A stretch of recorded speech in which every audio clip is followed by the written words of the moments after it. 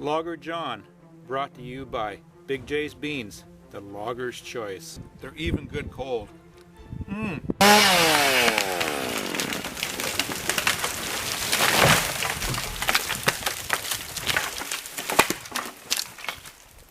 Hello folks, it's Logger John here, and we're back in the woodshed for part 2 of talking about tractors.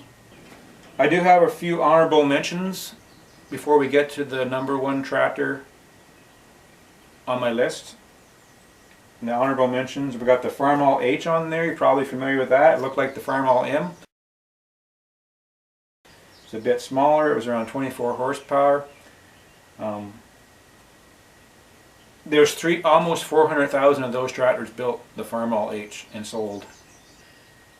Another honorable mention is the Allis-Chalmers D21.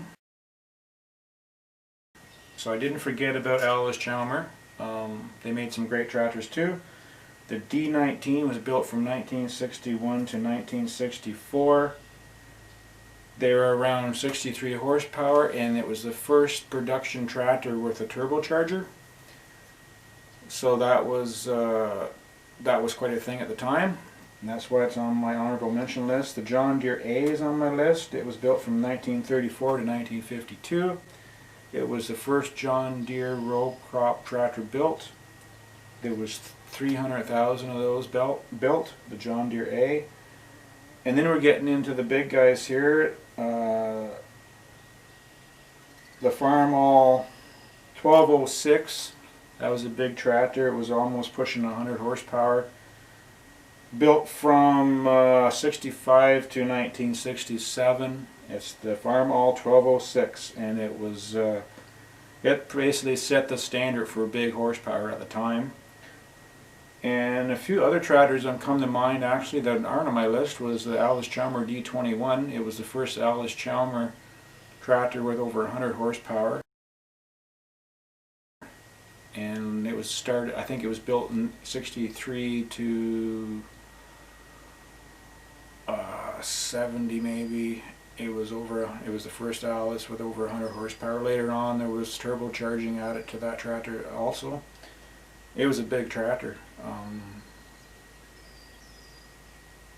And that was, we'll talk a little bit more about Allis-Chalmers later. But we're going to get to the number 1 tractor on my list. So the number 1 tractor on my list was the 4020 John Deere. So the 420 was actually, it was an improved version of the 4010 John Deere. The 4010 was introduced in the late 1960s. It was the largest new generation tractor. So the 4020 was built from 1963 to 72. It had an 8-speed power shift transmission with 4 reverse ratios. The tractor was made in row crop, high crop, and standard versions. It was available in gasoline, LPG, and diesel. And the diesel was the most popular. It was a 404 cubic inch motor, and the gasoline version was 88 horsepower, and the LPG version was 90 horsepower. The diesel was 91 horsepower. So it had advanced hydraulics on it. It had an open station platform. It was a comfortable tractor to drive. And it was rock solid motor. Reliability was unbelievable in that tractor. And it says here the hydraulic system had the greatest influence on the design of future tractors. The system's heart was a variable displacement pump driven from the front of the crankshaft. The pump supplied pressure for raising implements, both 3-point and remote cylinders. The power steering, there was no mechanical connection to the front wheels, power brakes, and the differential lock.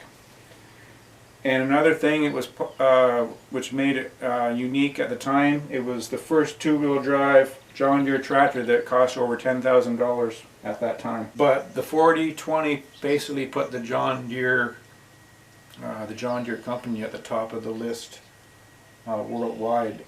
It was basically a blueprint for all other tractor companies to follow. So the 4020 was the most significant tractor since the Ford Ferguson 9N. It has been called the most copied tractor in history, and was Deere's largest seller since the two-cylinder B. So as you can see from reading that, that's why I guess it's the #1 tractor on the list for the most significant tractor of the times. And that was, so the 4020 John Deere. Now I know there's a lot of tractors that aren't on the list, and they probably could be on the list. I can think of a few right now, like the Ford 3000, the Ford 3000, the 4000, 5000. They were a great tractor. Our neighbor had a 3000, and it was like it was a great little tractor. What other tractors? Like there's Minneapolis Moline. That's one company there. I don't know if people know too much about the Minneapolis Moline tractor or the company. It was kind of a neat company. It had see if I can find it in my notes here. They had the Minneapolis Moline UD-LX model, built in 1939. It had the first factory cab ever on a production tractor. There was actually wasn't too many of them made. I think there was 75 of those tractors made. I'll have to look that up, and if I'm wrong I'll change it on the video, but yeah, there wasn't a lot of those tractors made. Maybe 150, something like that. It was the Minneapolis Moline UD-LX with the cab, and it came 1938. It had roll down windows, it had a cigarette lighter, it had a speedometer, it had windshield wipers, and it came with a 5-speed shift on the fly, and you could seat 3 people. At that time they advertised it as you could work in the field all day, and at the end of the day you could drive to town with your family to get ice cream, I guess. And at the time though, it didn't really become popular, that tractor. I don't know why, and like I said, they only made a handful of them, and they're a collectible item today for sure. I've saw a few of them at shows. They're pretty neat. They're a pretty neat tractor with headlights and the tail lights and the whole 9 yards, and that was in 1938. And that would be the Minneapolis Moline tractor. That's one of the, they made a lot of tractors. Weren't so much popular in this country. There's not too, you see a few, you see them at shows, you see them at tractor pulls. Another tractor that I thought about later that should have been on my list, or could have been on my list, was the Massey Ferguson 35. They were just an all-around great tractor. You're probably, a lot of you guys are familiar with the 35. They were basically, they kind of look like a Ferguson, like same size but a little beefier, bigger motor. I think they came with gas, oh they were gas, and then they were, I think there was a diesel version of the 35, I'm not sure. They're a great all-around little tractor, great hydraulics, reliable. That would, yeah, so that's the Massey 35, and I'm sure there's lots of other tractors that could have been on my list. And that's the problem with making a list, right? You forget about tractors, you leave ones out that should have been on there, and some people are going to argue, well, I know, I have, you know, I have a tractor that should have been on there, and blah blah blah. I know, and it's hard to make a list, so because then you just you just get into a heated debate, right, about which is the best tractor. So I'm trying to steer away from that. The whole point was tractors that kind of changed the industry, and there's a lot more. Like Caterpillar was, believe it or not, now Caterpillar is more associated with heavy construction, you know, equipment. But back in the 30s and 40s, Caterpillar had a big stake in making farm tractors. Well, they had tracks, like tracked tractors, I guess you could say. And there was a lot of Caterpillars used on farms, especially down south. Not so much around here, I don't think. Maybe out in the western provinces. And then later on, I think in the late 80s, Caterpillar came out with something that was unheard of at the time. They came out with a rubber tracked tractor. It was called the Challenger. You've probably seen maybe a few around. They were tracks. There's a couple different versions of them. You can check it out. I'll try to have a picture of them. That was in the late 80s, like I said. They were a big tractor, like a couple hundred horsepower, I think. And they were quite popular.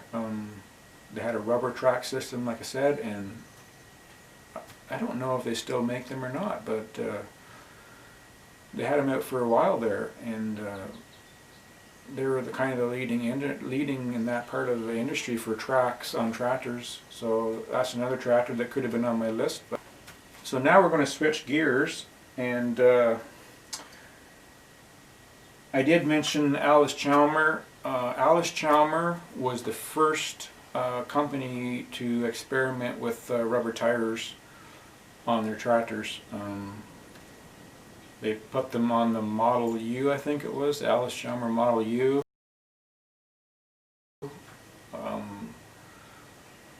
At that time, this was back in the 30s,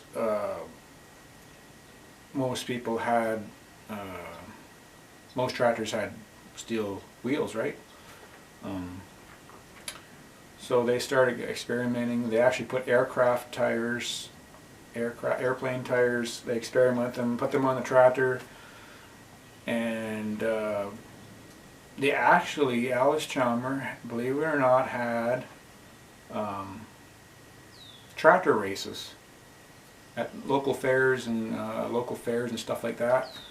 They would demonstrate the speed and the performance of rubber tires on their Model U tractors, and they would race them. They had a famous, I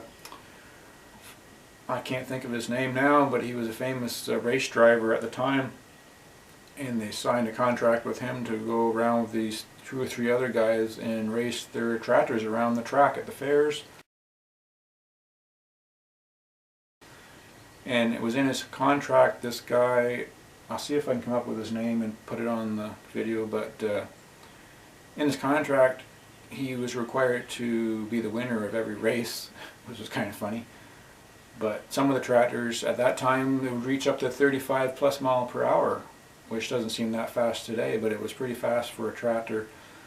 And the rubber tires caught on, and of course the war came along, and there was a shortage of rubber, so some of the companies had to switch back to steel wheels till after the war.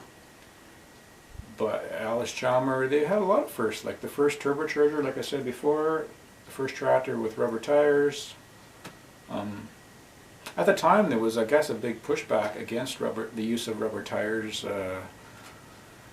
Farmers didn't think too much of them. Of course, the tire industry has come a long way since then.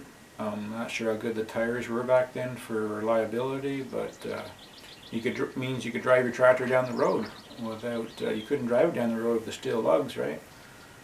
And it made the ride a little bit smoother. So yeah. The next thing I want to talk about is fuel, the different types of fuel that was used in tractors over the years. If you go way back, say to the 30s, a popular fuel was kerosene, actually, in tractors. It was actually quite reliable. It was cheap to buy and easy to store, and clean burning, actually, believe it or not. But as far back as the 30s, there was companies like Caterpillar that were experimenting with diesel. Of course, diesel didn't really take off until sometime in the 60s, really. Of course, in the 60s, improvement to the engines and improvement to the starting ability of diesel greatly improved, but because a long time there in the 40s and 50s, diesel wasn't that popular. The tractors were hard to start, A lot of times some of the tractors, I don't know the whole technical part of it, but they were basically started on gas and switched over to diesel. You can look that up. Like I said, I don't want to get into too much technical stuff because I don't really understand some of it. But I've seen a few of these at shows where they would, the diesel engine basically had spark plugs and you'd start it on gas because it was start, and then you'd use the gas part of it to switch over to diesel. So it's kind of neat. But so there was kerosene and then gasoline, but in the 50s and even into the 60s, liquid propane, or liquid, I think it was called LPG, basically propane, was quite popular on tractors. Maybe you've seen some of the tractors at shows with the big tank. You usually had a big propane looking tank just ahead of the driver or ahead of the steering wheel, and it was quite popular for a while. It was a little bit harder to use, you know, a little bit harder to fill up your tractors, but it was quite popular until diesel took over in the 60s and the engines became more reliable with the diesel. And but they made gas and diesel kind of basically took over in the 60s and 70s. You could still buy gasoline tractors right up into the 70s for the most part, I think, and before, you know, everything was pretty much diesel. You couldn't even buy a gas tractor unless it was a lawn tractor or garden tractor. Even a lot of them now are diesel. Yeah, so that's some of the fuels that, I mean, if you go way back, like way back, they used wood for fuel, right, or coal in the steam engines, right? So, but we're not going to go that far back. So you guys have probably all heard of Massey Ferguson and Ford and International and Farmall and Case and David Brown. You've heard of all those big companies, but you've probably never heard of some of the names I'm going to show to you right now. So if you bear with me, I'm going to look at this book. It's called Tractors, the World's Greatest Tractors. And we're just going to quickly look at some names you've probably never heard tell of before. That was basically I don't know if you can see that. That was probably one of the first tractors built. This is a working model of it. It's a Veichles tractor. I don't know if you can see that really well. It was basically the forerunner to John Deere tractors. And then we're going to go, keep going here. And let's see if we can find some tractors you've never heard tell of. Maybe you've heard tell of them. I don't know if you can see that. It's a Marshall 60 horsepower. It was built in England, and if you look at this picture here, it's the Saunderson Universal Model G. Kind of interesting. We got the Moline Universal Motor Plow.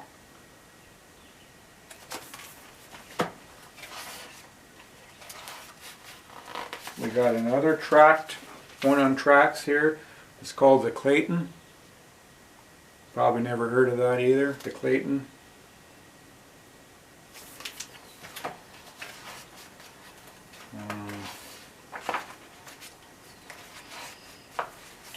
And we're getting into this kind of tractor here. Is called the Garrett Suffolk Punch.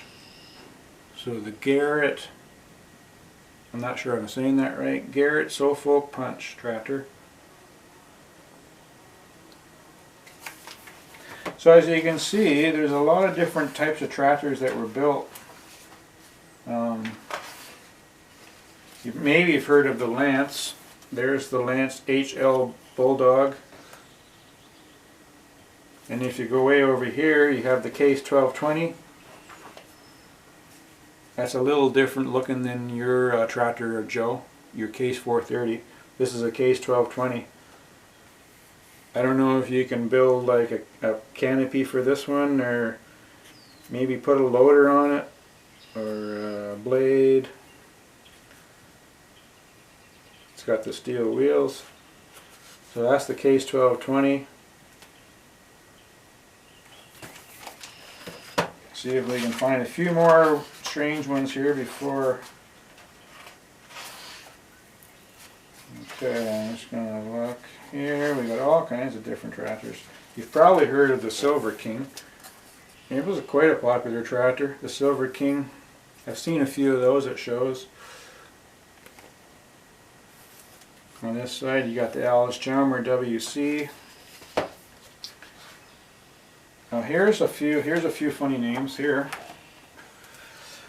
This tractor was from Australia. It was called the Howard Platypus 30. The Howard Platypus 30. It's a tracks on tracks. It's built in Australia. You go over here. This is a German tractor. It was called Man As 440A.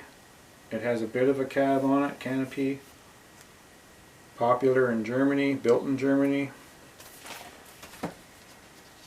You could just keep going through this book all day. Now there's a good example there. The David Brown / Case 1290. The David Brown with the case colors. There's a guy here feeding his sheep. One thing I want to talk about is a few of the Canadian companies. One comes to mind is the Cockshutt company from Brantford, Ontario.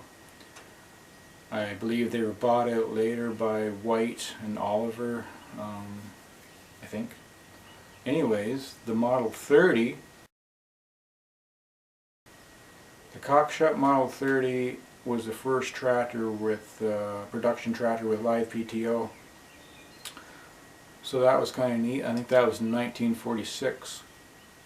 They came out with that live PTO, which was a pretty neat thing at the time. It was basically like a two-stage clutch. The first stage disconnected the engine from the transmission, and the second stage disconnected the PTO. So it was great. You could keep this tractor moving or stopping, but keeping the equipment still working. Like say you were baling hay or something, and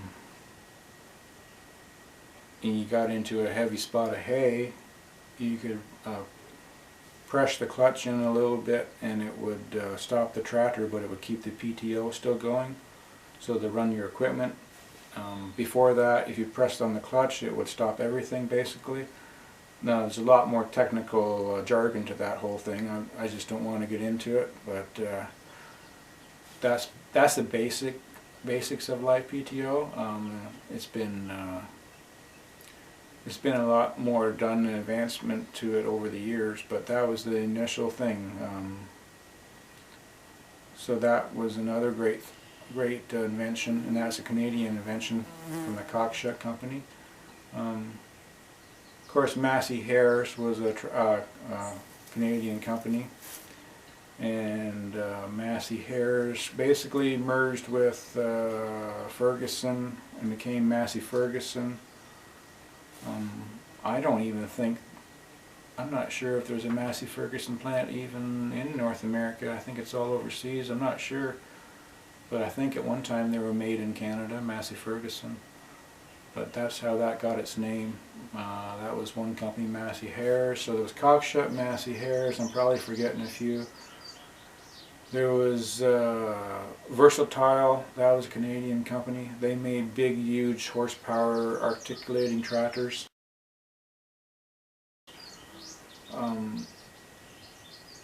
They were a Western company, I think, from out west somewhere. And it's still around today, that company, Versatile. So that was a Canadian company, and there's probably a few more. There's quite a few implement companies from Canada, of course, not tractor companies, but implement at the time. There was Frost and Wood. You've probably heard of Frost and Wood. the little town not too far from here, Smith Falls, is where it originated from, Frost and Wood. They made horse-drawn equipment, like mostly one of their big things was a horse-drawn sickle bar mower. Horse-drawn, like I said, and that was Frost and Wood. And there's been different Canadian companies that has contributed to the farming, the betterment of farming, I guess you could say. So thanks a lot for watching, guys. Part 2 of the tractor talk in the woodshed. Stay tuned for part 3 coming up soon.